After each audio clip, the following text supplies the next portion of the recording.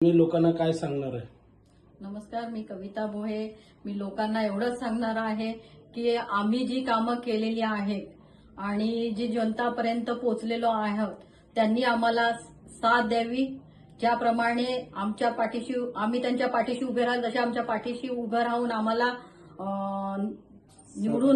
निवडून आणावी हीच जनतेला मी विनंती. जाती जमातीच्या प्रभागामधून निवडणूक लढवतात आणि आपल्या परिसरामध्ये मोठ्या प्रमाणात आदिवासी बहुबल भाग आहे.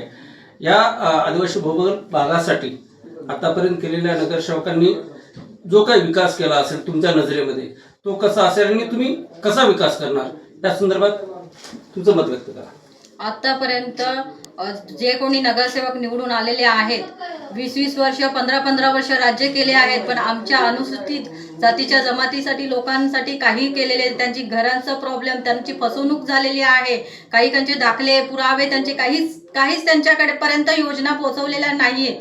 तर जर आम्हाला लोकांनी हे केलं तर त्या लोकांसाठी मी ज्या योजना आहेत किंवा त्यांच्या ज्या समस्या आहेत त्या सोडवण्याचा प्रयत्न करेन आणि त्यांच्यापर्यंत आणि सरकारपर्यंत पोहोचवण्याचा प्रयत्न करून त्यांना.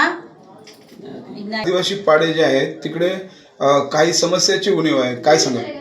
आदिवासी जिथे जिथे पाडे आहेत तिथे स्मशानाची व्यवस्था नाही आहे, पाण्याची व्यवस्था नाही, लाईट नाही आहेत, वाघ येतात, किती जणांची तरी बळी झालेले आहेत. तिथे त्या लोकांसाठी मी आंदोलन करणार, त्यांच्या समस्या सोडवून देण्याचा प्रयत्न करणार.